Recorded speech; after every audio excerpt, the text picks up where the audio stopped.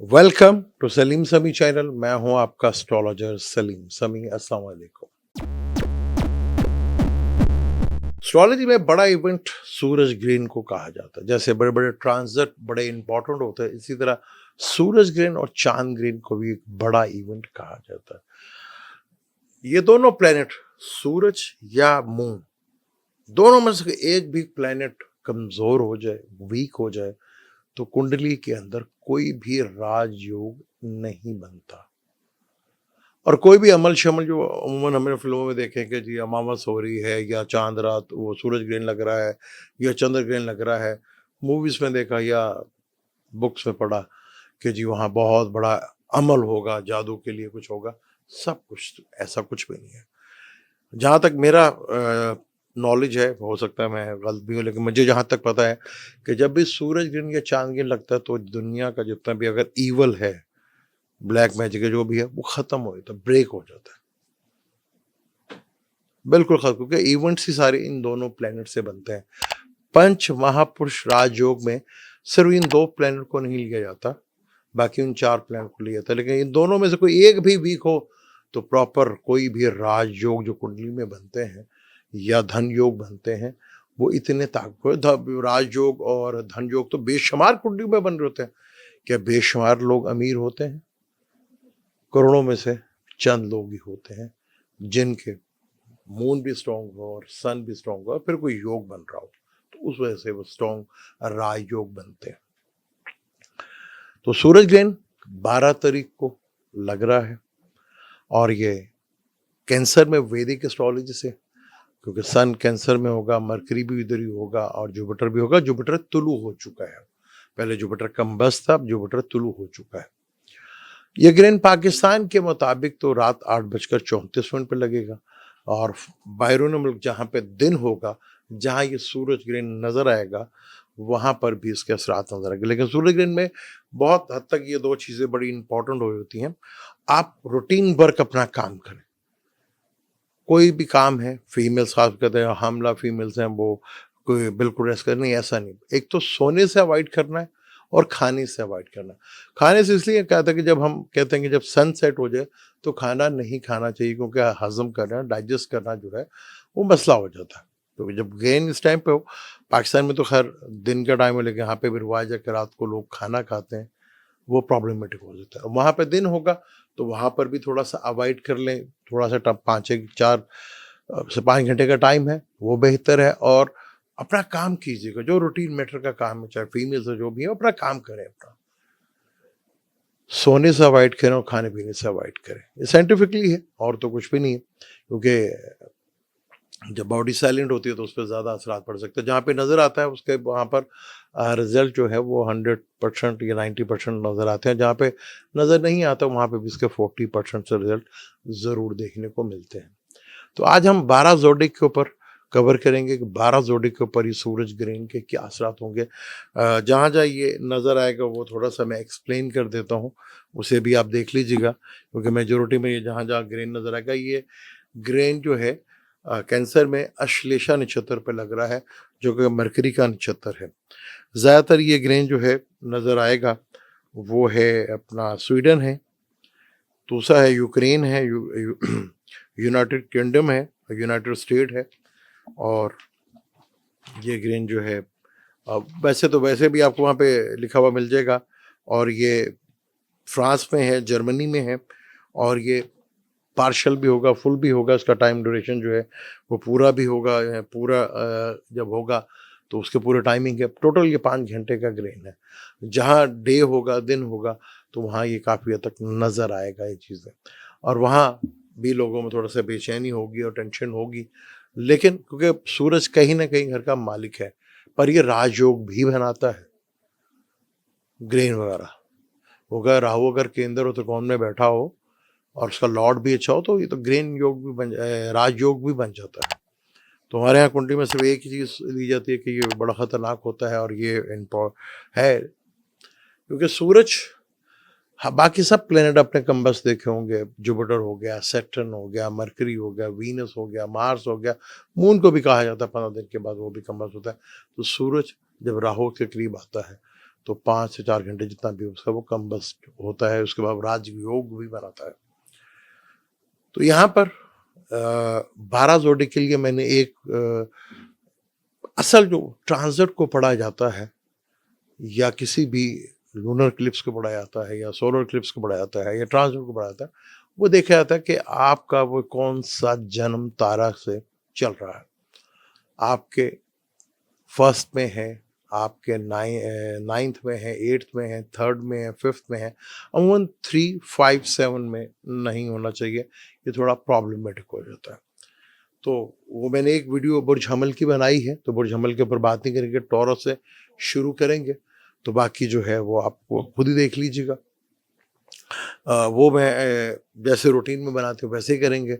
अगर वो चीज़ आपको अच्छी लगी तो फिर हम कोशिश करेंगे वो ट्रांजिट हालांकि लंबा हो जाएगा, एक जोड़े को हम तीनों नक्षत्र से पढ़ें और वो तो थोड़ा टाइम लगेगा, लेकिन एक्चुअल रीडिंग काफ़ी हद तक जो है वो पॉसिबिलिटी वहाँ पर बन जाती है। टॉरस की बात करें तो टॉरस के ये 3rd हाउस में लग रहा है और टॉरस का ये 4th लॉर्ड का मालिक है, यानी कि पीस ऑफ माइंड का, घर का, व्हीकल का, मदर का, उसका हाउस है। 3rd हाउस जो है आपके सिबलिंग्स का, छोटे बहन भाई हो गए, पड़ोसी हो गए, नजदीकी रिश्तेदार हो गए, आपका हिम्मत करेज का मालिक है। सन आपके केंद्र का मालिक है, अपने से 12वें घर में जुपिटर के साथ बैठा हुआ है। जुपिटर आपका 8th लॉर्ड है और 11th लॉर्ड भी है। अब यहाँ पर 3rd हाउस और 11th हाउस, ये दोनों इंपॉर्टेंट, दोनों का बड़ा रिलेशनशिप है। तो ये और जुपिटर थ्रू भी हो गया, तो कहीं ना कहीं थोड़ा सा बेनिफिट फायदा भी जरूर होगा, लेकिन छोटे बहन भाइयों के साथ, सिबलिंग के साथ, कम्युनिकेशंस को लेके, सोशल मीडियाज को लेके, डॉक्यूमेंटेशंस को लेके, को मरकरी अश्लेषा नक्षत्र पर कहीं ना कहीं आपको थोड़ा प्रॉब्लम होगा। मरकरी जो है वो आपके दूसरे और 5वें घर का मालिक है, तो यहाँ इन चीज़ों से अगर थोड़ा सा केयरफुल रहेंगे तो ये थोड़ी सी आपके लिए बेहतर रिजल्ट ज़रूर दे सकती हैं यहाँ पर। तो इस चीज़ का ज़रा ख्याल रख ली तो आपके लिए काफ़ी हद तक बेहतर होगा टॉरस वालों के लिए। जमनाय की बात करें तो जमनाय के ये दूसरे घर में हो रहा है।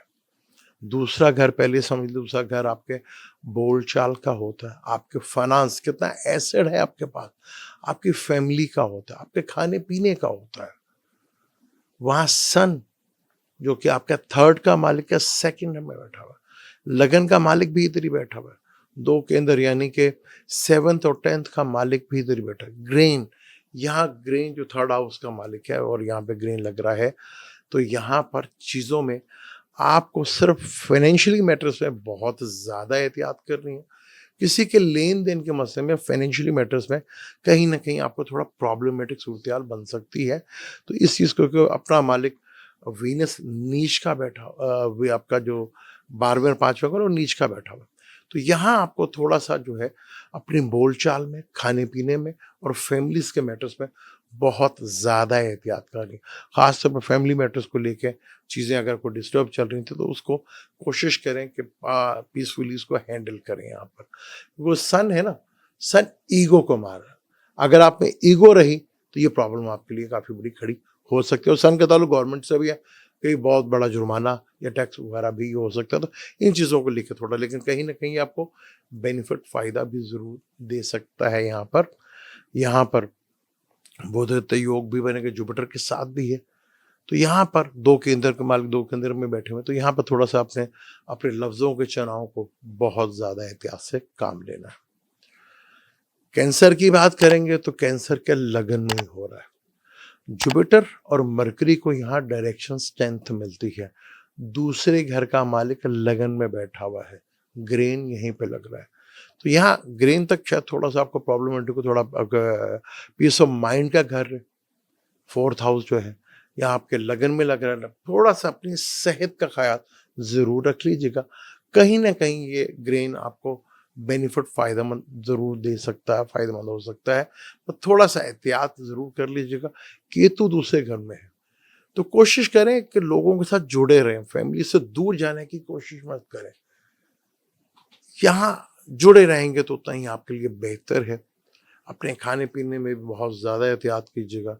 लफ्ज़ों में काट ज़रूर होगी, ये लफ्ज़ ऐसे ज़रूर बोलेंगे जो थोड़ा तकलीफ दे सकते हैं, लेकिन ग्रेन लगन में लग रहा है, यहाँ लगन में कारक माना जाता है। तो कहीं न कहीं ये ग्रेन आपको मिक्स रिज़ल्ट भी देगा और यहाँ पे आपको थोड़ा बेनिफिट फ़ायदा भी होगा। तो कुछ चीज़ों को लेकर आपको इग्नोर भी करना है, अपनी ईगो को ज़रूर आपने करना है। क्योंकि यहाँ पे मरकरी को भी डेस्टिनी स्ट्रेंथ है, जुपिटर को भी डेस्टिनी स्ट्रेंथ है और सन यहाँ कारक माना जाता है। तो ये चीज़ थोड़ा-सा ख्याल रख लीजिए। अब हम बात करें बुच असद की बात करें, बुच असद के ये 12वें घर में हो रहा है। लगन का मालिक भी उधर ही, केतु लगन में बैठा। अच्छा 12वें घर में अगर ये चीज़ें हों, तो कहीं न कहीं आपको फ़ेवरेबल रिज़ल्ट ज़रूर मिल जाते हैं। आपको 12वां घर छुपे दुश्मनों का भी होता है। 12वां एक्सपेंस बहुत ज़्यादा आपके लिए बहुत ज़्यादा एक प्रॉब्लमेटिक होंगे। फिर मून साइन से ढैया भी लगा हुआ है।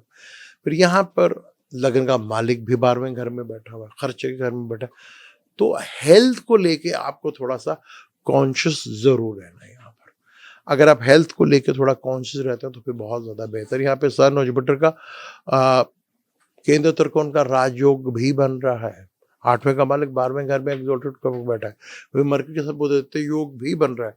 तो कहीं न कहीं इम्पोर्ट, एक्सपोर्ट से, फॉरेन से कहीं न कहीं आपका लिंक ज़रूर बनेगा। जो फॉरेन में बैठे हुए हैं, जहाँ नज़र भी आ सकता है, तो वो उनके लिए भी बेहतर है, वो उसके लिए काफ़ी हद तक बेहतर है। लेकिन जो वहाँ फॉरेन में बैठे हुए, फॉरेन उनका लैंड है, उन्हें अगर कहीं दूसरी जगह जाएँगे, तो उनके लिए ज़्यादा बेहतर होगा, वरना अपनी हेल्थ का बहुत ज़्यादा ख़्याल रखिएगा। विर्गो की बात करें तो विर्गो के ये 11th हाउस में हो रहा है। तो कहीं न कहीं खर्चा करके आपको कहीं न कहीं बड़े लेवल का बेनिफिट फ़ायदा ज़रूर होगा।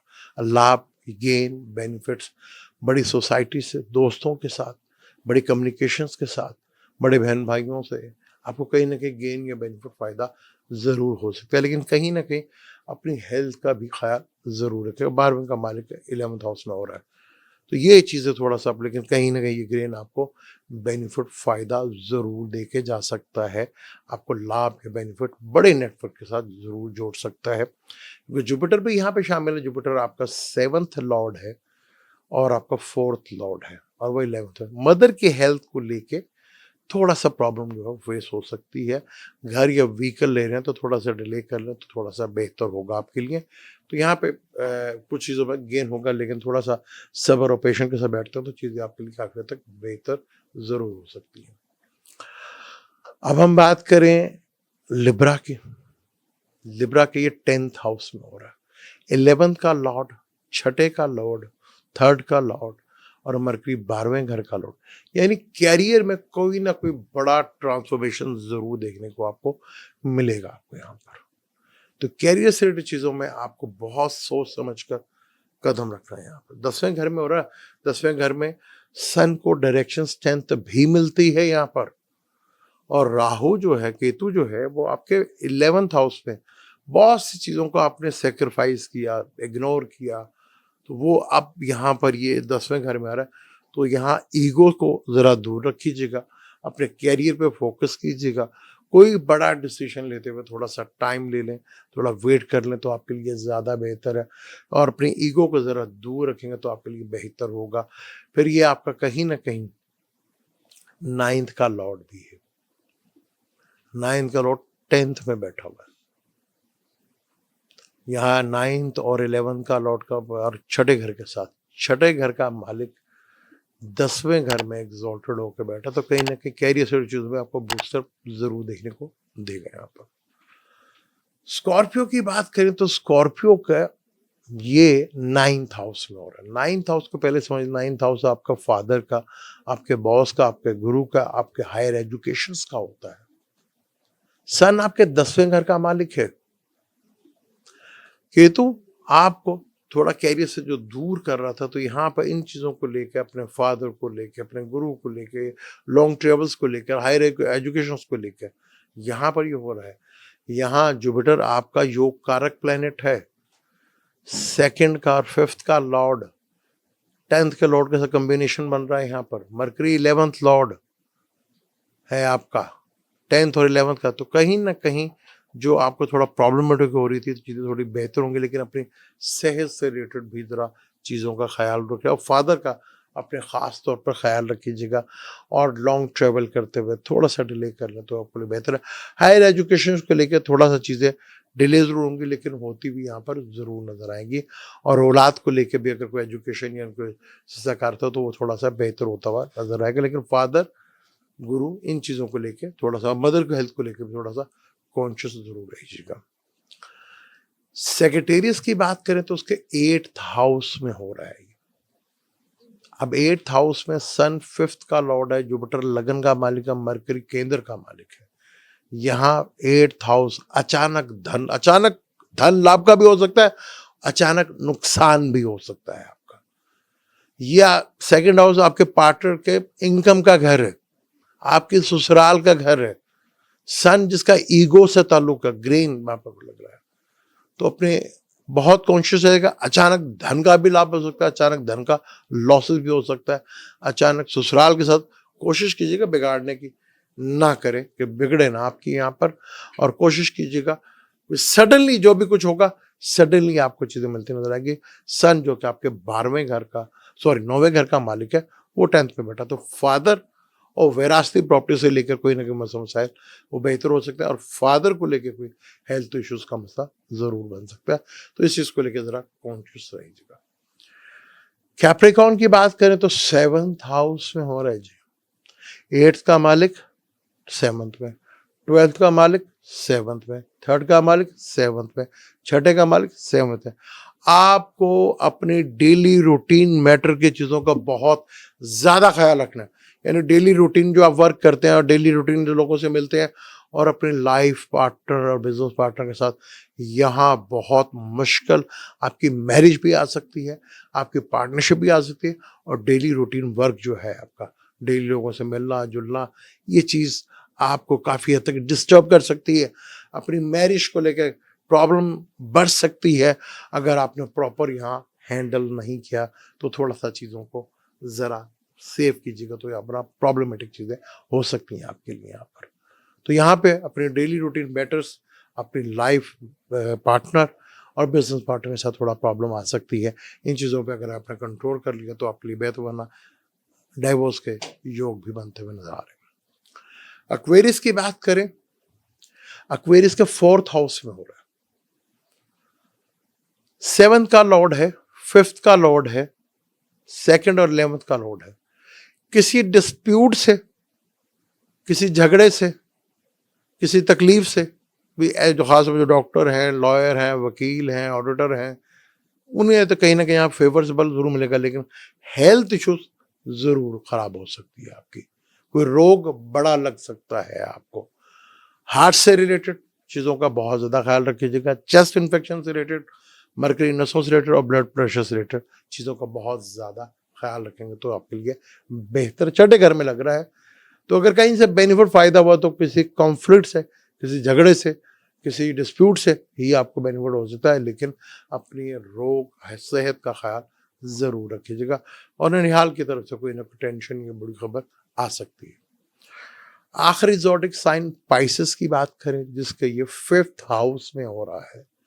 लगन का मालिक भी उधर ही बैठा है, 7th का लॉर्ड भी उधर ही बैठा हुआ है, और 6ठे का मालिक भी उधर ही बैठा है।